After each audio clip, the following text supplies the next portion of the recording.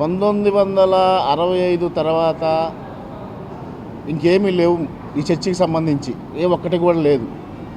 ఆ రోజు రిజిస్టర్ అయింది, ఇంత మటుకు ఒక్క రెన్యువల్ కూడా కాల.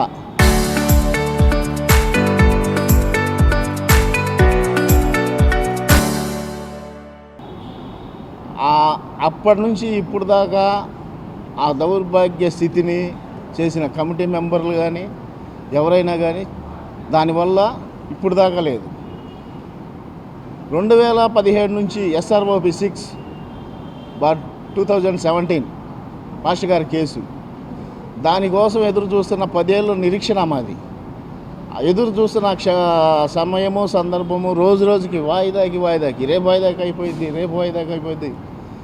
కనీసం 4 సంవత్సరాల నుంచి వెయిట్ చేస్తూ ఉంటే ఈలోపు 2017లోనే సువర్ణరాజు గారు చర్చి అంతా గందరగోళంగా ఉంది, కమిటీకి ఎలక్షన్ జరపమని 2017లోనే కేసు వేశారు, చర్చికి ఎలక్షన్ జరపండి. అది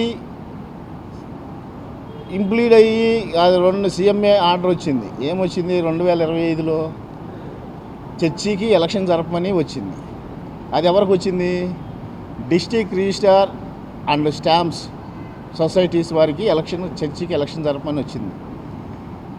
వారు వచ్చి ఒక 5 పర్యాయాలు వచ్చి చర్చిలోనే మీటింగ్, మాతో అందరితో పాటు మీటింగ్ పెట్టడం, ఏమి చేస్తున్నాను, ఎలా చేస్తున్నాను అని కరెక్ట్గా వచ్చి చెప్పడం జరిగింది. ఎలక్షన్ డేట్ ఇచ్చారు. ఆయన ఎలక్షన్ డేట్ ఇచ్చిన రీతిగా ఈలోపు సభ్యత్వం నమోదులు అన్నీ రెడీ అయిపోయినాయి. అవి తీసుకొని ఎలక్షన్ డేట్ ఇచ్చేసాడు. ఎలక్షన్ డేట్ ఇచ్చి మీ అప్లికేషన్లు పెట్టుకోమన్నాడు. అభ్యర్థులు స్కూట్నీ అన్నాడు, అన్నీ జరిగినాయి. ఎలక్షన్ డేట్ వచ్చింది.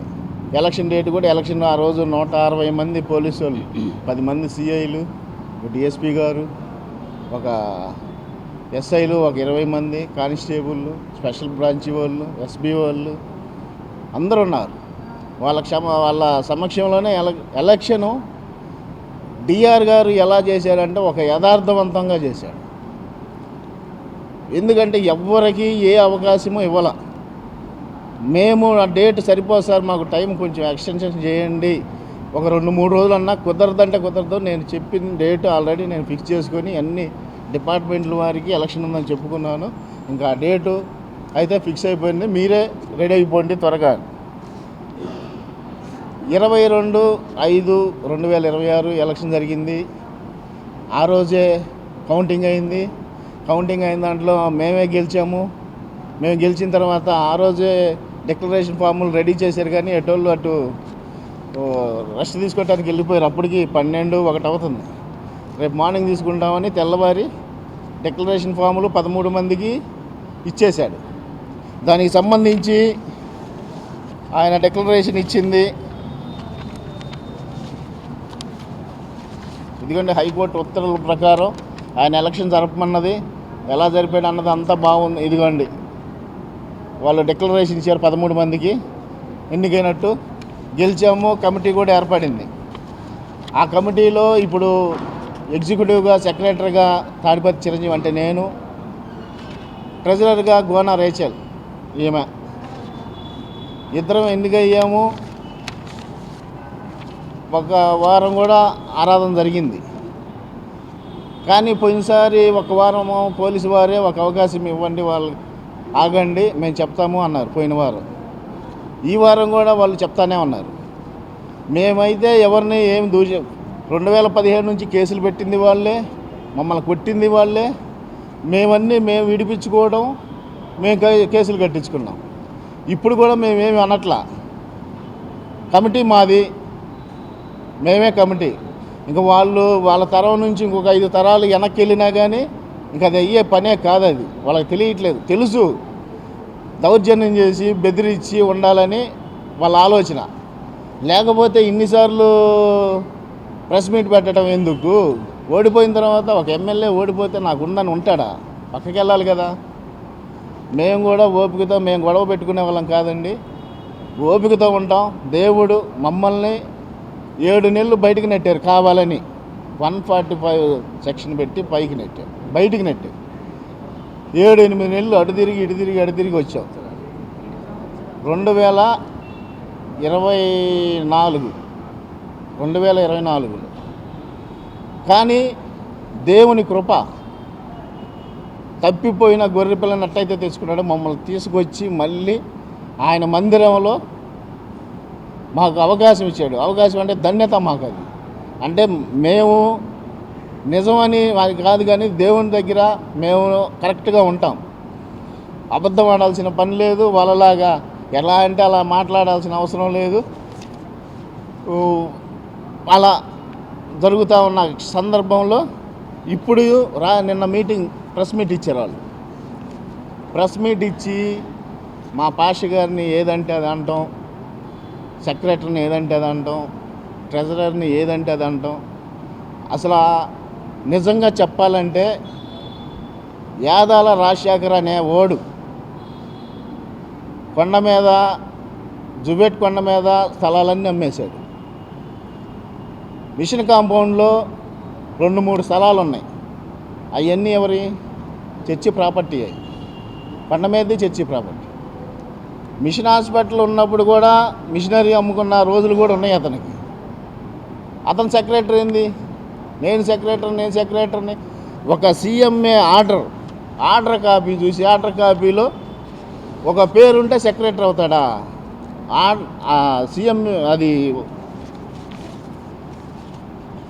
పిటిషన్ పేపరు, ఆర్డర్ కాపీ కాదు, పిటిషన్ పేపర్లో అఫిడవిట్లో పేరు చూసి నేను సెక్రటరీని అంటాడా?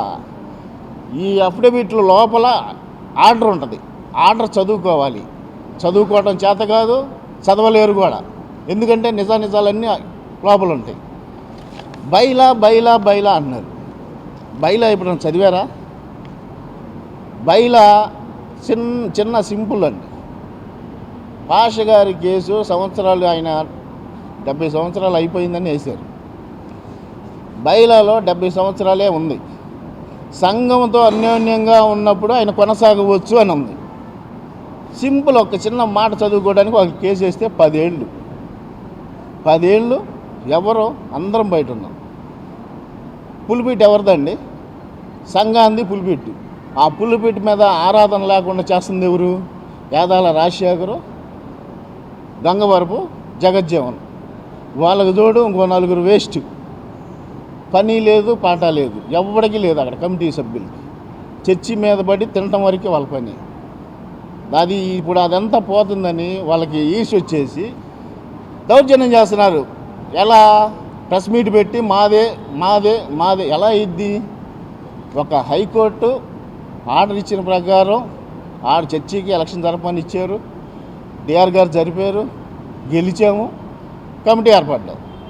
ఇంకా మాది అంటే ఎక్కడి నుంచి వచ్చిద్ది? వాళ్ళన్నీ సంఘానికి ఇట్ట మాటలు చెప్పి, మాయ మాటలు చెప్పి, మంత్రం చేసినట్టు చీలికలు చేసి పెడుతున్నారు. మేమేం వాళ్ళని వద్దనట్లా వచ్చి సంఘంలో కూర్చోమనండి, ఆరాధన జరుగుతుంది, కూర్చోవచ్చు, వినొచ్చు, వెళ్ళొచ్చు. అంతేగాని మాది అది సీసీ కెమెరాలు పెట్టారు. ఏ అధికారంతో పెడతారు? చర్చి ప్రాపర్టీ ఎవరిది? ట్రెజరీ గారిది. ఏం తెలియకుండా ఏదంటే అది మాట్లాడుతున్నారు. ఏదేమైనా సంఘ సెక్రటరీగా చెబుతున్నా, జేఎంబీ చర్చికి పాస్టర్లు ఇద్దరే. ఒకటి దోరపల్లి జాన్ ఆగస్టిన్ గారు, సీనియర్ సంఘ కాపరి. రెండవది దావల ఆషర్పాల్ గారు. వీళ్ళిద్దరు తప్పితే ఇంక చర్చికి ఎవరు పాస్టర్లు లేరు, రాకూడదు కూడా. దానికి ఒక పద్ధతి ఉంది. 2017లో గొడవలు జరుగుతున్నప్పుడు 2019 ఇంకా ఎక్కువైపోయినాయి. ఇంకా ఎక్కువైపోయిన తర్వాత 2020లోనో 2021లోనో అక్రమంగా వాళ్ళు మొదలుపెట్టారు ఆరాధన. వాళ్ళకి ఏమీ దొరకకపోతే జాన్ కెనడీ అనేవాడిని తెచ్చుకొని 2021 అనుకుంటా అప్పుడు పెట్టారు. అసలు ఈ సమస్యలన్నీ అతను వచ్చిన తర్వాత ఈ సమస్యలు ఎక్కువైపోయినాయి. లేకపోతే సజావుగా సాగుతూ ఉండేవి. ఇప్పుడు కూడా అతనే సమస్య. జాన్ కెనడీ పాస్ట్ అంటారు, వాళ్ళది కమిటీ అంటారు. వాళ్ళదైతే లేదు. చెప్పానుగా, ఈ తరం కాదు, ఇంకొక 5 తరాలు వెనక్కి చెప్పుకున్నా ఏమీ లేదు వాళ్ళ కాడ. కాకపోతే బెదిరిస్తే మమ్మల్ని ఉంచుతారేమో అనుకుంటున్నారు. బెదిరిపోయేది ఏమీ లేదు. రేపు సంఘ సెక్రటరీగా చెప్తున్నా, సోమవారం సాయంత్రం దాకా టైం ఇస్తున్నా వాళ్ళకి. వాళ్ళు వచ్చి వాళ్ళ ప్రాపర్టీ అంటే ప్రైవేట్ ప్రాపర్టీ, కెమెరాలు, సప్లై, ఏదైనా కూలర్స్ ఉంటే తీసుకొని వెళ్ళమనండి. వాళ్ళ దగ్గర చర్చి ప్రాపర్టీ చాలా ఉంది. స్పీకర్లు ఉన్నాయి, సౌండ్ బాక్సులు, డిజిటల్ మిక్సర్ ఉంది, పవర్ యాంపులు ఉన్నాయి, పోడియంలు ఉన్నాయి. అన్నీ అప్పుడు కలిసినప్పుడు తీసుకెళ్ళిన మెటీరియల్ మొత్తం అక్కడే ఉంది. అవి తీసుకొచ్చి హ్యాండ్ ఓవర్ చేయాలి.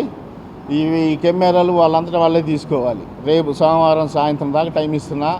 లేదంటే మా ట్రెజరర్ గారు ఇంకా చర్య తీసుకొని ఆల్రెడీ కంప్లైంట్ కూడా పెట్టున్నాం ముందస్తుగా, మా ఇది తీసేసుకుంటున్నామని.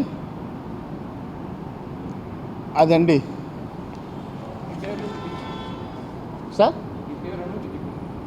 నా పేరు తాడిపర్తి చిరంజీవి, జేఎంబీ సెక్రటరీని. అన్ని విషయాలు తెలియచేశారు. ముఖ్యంగా ఇక్కడ మాట్లాడేటప్పుడు మీ ముందు, పత్రికల ముందు కానీ మీడియా ముందు కానీ సత్యం చెప్పాలి. అబద్ధాలు చెప్తే మీరు అబద్ధాలు రికార్డ్ చేస్తారు, అబద్ధాలు ప్రచారం చేస్తారు. ఇక్కడ అబద్ధాలు చెప్తున్నారు. అక్కడేముంది, ఆ బోర్డు మీద చూడండి కొంచెం. సత్యము మిమ్ములను స్వతంత్రులుగా చేయును అను. సత్యం, ట్రూత్. అబద్ధాలు అసలు నువ్వు చెప్పేవానికి చేర్చ్ అంటే క్యారెక్టర్ ఉండాలి. క్యారెక్టర్ లేనిదే నువ్వు మీడియా ముందు ఎన్ని మైకులు పెట్టినా, నువ్వు ఎన్ని మాటలు రికార్డ్ చేసినా, you are characterless fellow. Character లేనోడు ఎన్ని చెప్పినా ఏం ప్రయోజనం? అది సత్యం కాదు కదా.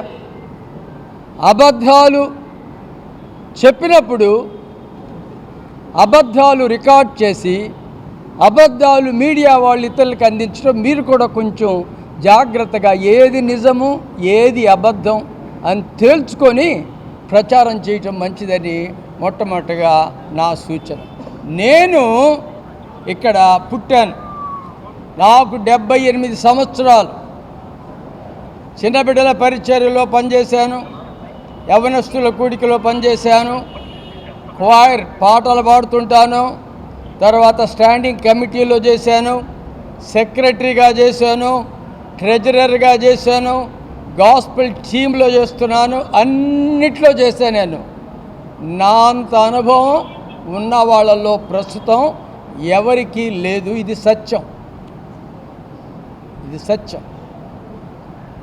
కనుక ఒక మనిషిని విమర్శ చేయమంటే నీ క్యారెక్టర్ లేనిదే ఒక మంచి మనిషిని విమర్శ చేసినా అది మీరు అబద్ధం, అసత్యం అని మీరు నమ్మాలని మనవి చేస్తున్నాను. తర్వాత ఇది పవిత్ర సంఘం, హోలీ చర్చ్. పవిత్ర సంఘం అంటే జువెట్ క్లబ్ దొరలు ఇచ్చిపోయారు మాకు.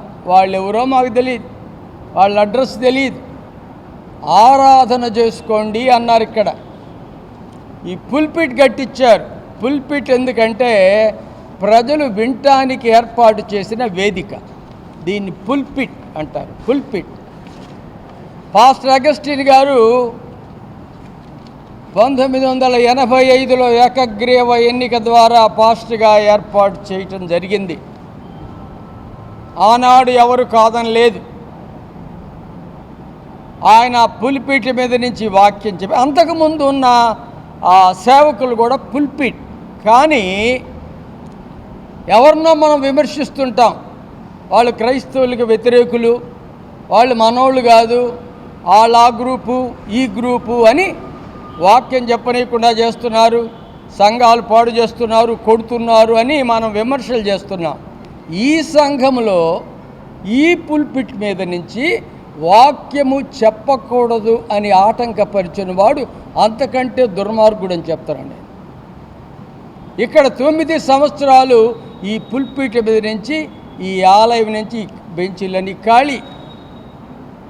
సంఘం ఆదివారం వాడుకునేది లేదు.